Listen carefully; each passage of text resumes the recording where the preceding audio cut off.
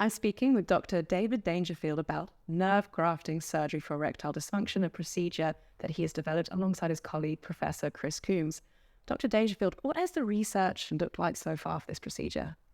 We published in 2019 for the first time our first cohort of patients in European urology and was well recognised for that, which was great. We have an upcoming publication in the British Journal of Urology, just with case studies where we've used our surgery for different causes of erectile dysfunction. In uretization, it is intuitively, it's the way forward in this area. As you know, all other forms of penile rehabilitation are focused on blood vessels, keeping the blood vessels as healthy as possible while you're waiting for the nerves to wake up or waiting to recover from the neuropraxia. We are, I think, the only group that are focused in on dealing with the neurological insult of the surgery, because we're dealing with neuritization, getting the nerves going again rather than the blood vessels. So it's all about just resupplying the area with new nerves that can generate the chemical mediators that lead to blood vessel dilatation and return of erections. Am I right in thinking that so far there isn't actually a way for us to be testing whether those nerves are online or not? It just is a matter of waiting. That's right. There's no way to test that. There is no other option out there at this time to treat specifically the neurological insult of the surgery. And it offers a lot of hope, I think, for people out there who feel they are doing all the penile rehabilitation they can, but it's now years post that surgery point and they are wondering what they can do. Yes, and we do have a specific group and it will be published soon where we have patients that are 10 years or greater post-radical prostatectomy, and they present in a particular way that you can tell that they have a viable neural network and neural supply, but they're not yet functional. And we have a group of those men that we've returned to function now, which we're looking forward in publishing. It's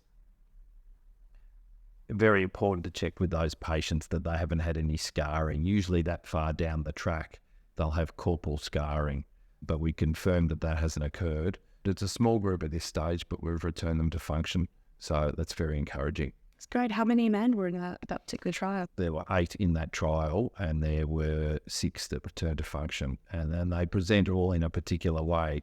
Even though they're 10 years post-radical prostatectomy, they have a discernible erectile strength.